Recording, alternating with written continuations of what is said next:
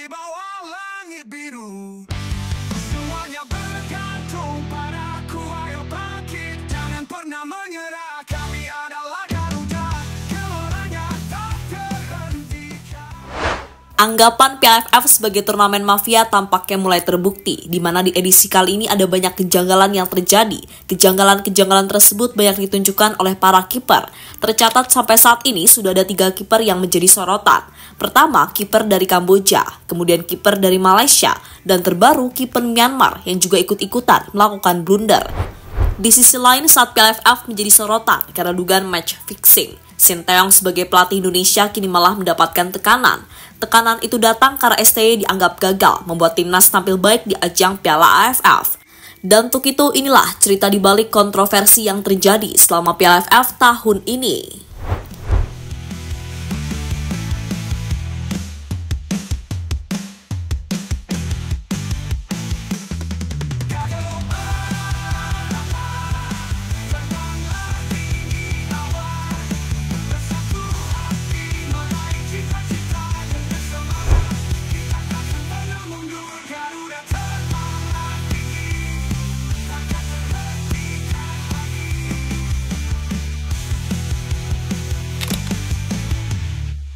Ayo bangku, kulihat kekuatan di bawah langit biru.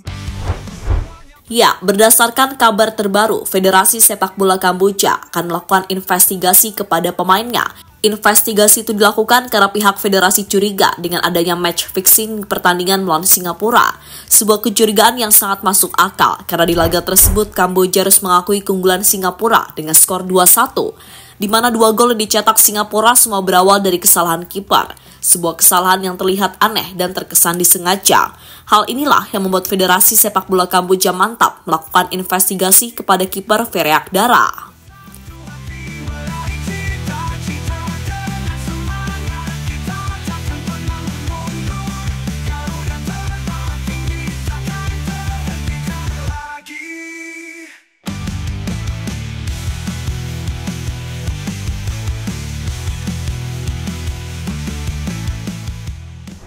Selain kiper Kamboja, kesalahan serupa juga dilakukan oleh kiper Malaysia, yakni Haziq Nazli. Blunder yang dilakukan kiper Perak FC tersebut akhirnya membuat timnas Thailand meraih kemenangan dengan skor 1-0. Akibat blunder itu, fans Malaysia kemudian marah besar. Bahkan mereka menyumpahkan Haziq Nazli dan para pemainnya mengalami kelumpuhan. Sumpah itu diberikan karena fans Malaysia benar-benar kecewa dengan apa yang terjadi. Ayo bangku, kulihat kekuatan di bawah langit biru. Semuanya bergantung padaku, ayo bangkit, jangan pernah menyerah. Kami adalah Garuda, geloranya tak terhentikan. Blunder konyol kembali dilakukan kiper Myanmar. Kita memang boleh berpikir positif dengan apa yang terjadi di ajang PLFF tahun ini, tapi untuk sekedar berpikir positif tampaknya adalah sesuatu yang sangat susah.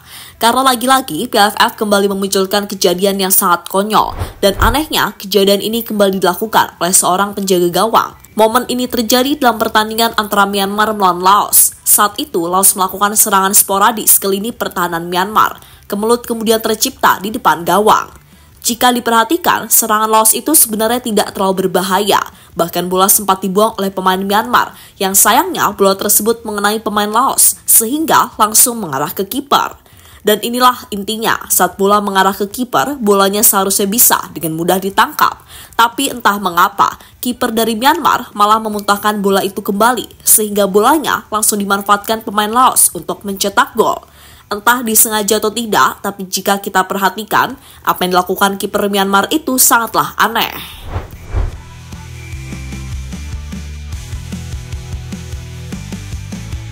Ayo bangku, kulihat kekuatan di bawah langit biru.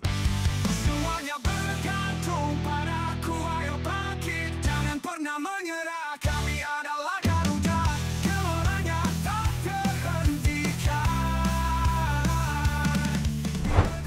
Terlalu banyak gol injury time di ajang Piala AFF. Momen selanjutnya yang membuat PLFF semakin aneh adalah dengan banyaknya gol injury time yang tercipta. Tercatat ada 4 gol injury time tercipta dan semuanya terjadi di matchday keempat Piala AFF.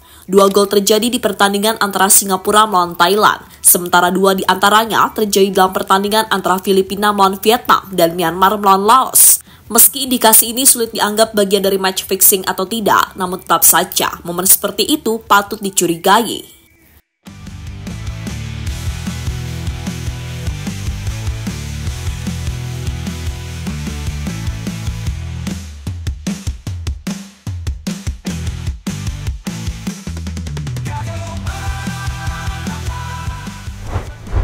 Tekanan besar untuk Sinteyong.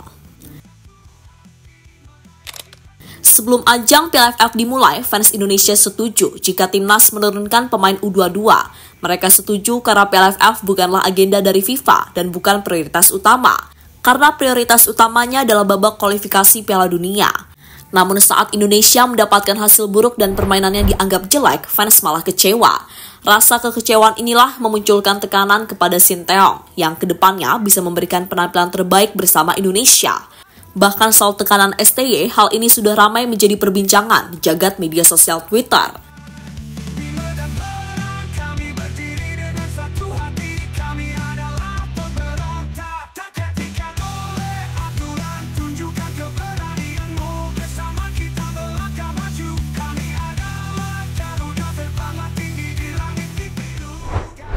Erick Thohir, lawan Filipina harus menang. Tak hanya dari fans, Sinteyong secara tidak langsung juga mendapatkan desakan dari Erick Thohir. Ketua PSSI tersebut ingin melihat Indonesia mengalahkan Filipina di matchday terakhir babak grup. Karena jika menang, maka Indonesia lolos ke babak semifinal. Tentu sebuah beban yang mau tak mau harus dihadapi oleh Sinteyong. Dan beban dirinya bakal semakin bertambah dengan materi pemain yang dia miliki saat ini. Saya sudah sampaikan bahwa setiap kita mengirim tim, kita punya target. Targetnya juga bukan sesuatu yang hiperbol.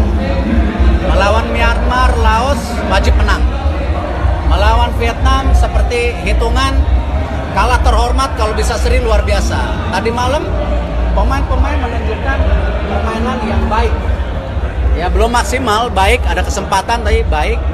Nah, jadi saya akan minta lagi seluruh tim ya untuk kembali sama-sama bersatu, pelatih juga fokus ke targetnya, melawan Filipina ini harus menang. Lucu jika STY dipecat gara-gara gagal di Piala AFF.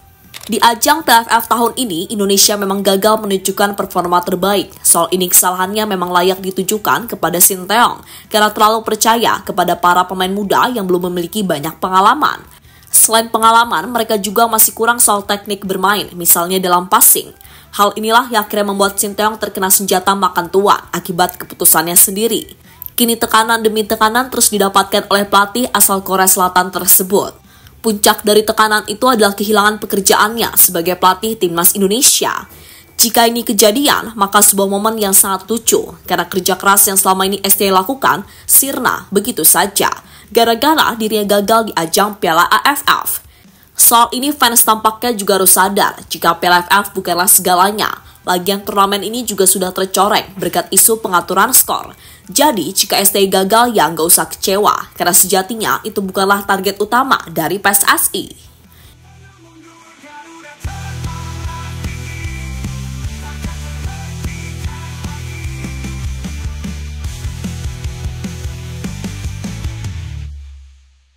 Ayo bangku ku lihat kekuatan di bawah langit biru.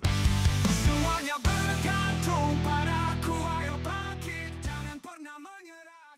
Kini menarik dinantikan kabar atau momen menggemparkan seperti apa yang akan terjadi. Yang pasti di pertandingan terakhir, timnas Indonesia akan mendapatkan ujian yang sangat berat ketika melawan Filipina.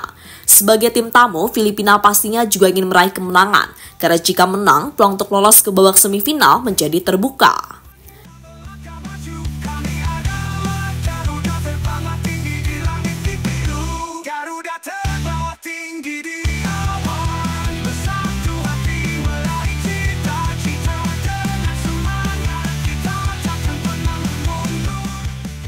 Jadi itulah kontroversi yang terus terjadi di ajang Piala AFF hingga kabar terbaru dari Sinteyong yang malah mendapatkan tekanan usai gagal memberikan yang terbaik bersama timnas Indonesia.